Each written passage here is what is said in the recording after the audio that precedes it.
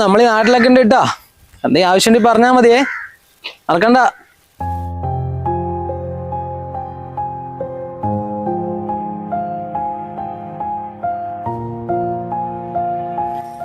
താൻ എന്താണോ എന്നെ കുറിച്ച് വിചാരിച്ചത്?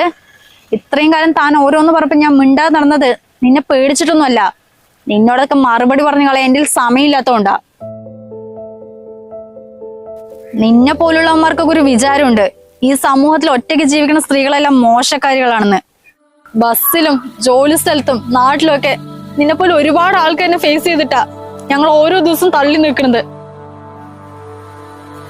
നിങ്ങൾക്കും ഇല്ലട അമ്മയും പെങ്ങളൊക്കെ. അവരോട് ആരെങ്കിലും ഇങ്ങനെ ചെയ്താ നീയൊക്കെ കയ്യും കെട്ടി നോക്കി നിൽക്കോ? ഞങ്ങൾക്കൊക്കെ ചോദിക്കാനും പറയാനും ആരും ഇല്ലാന്ന് പറഞ്ഞിട്ടായിരിക്കില്ലേ?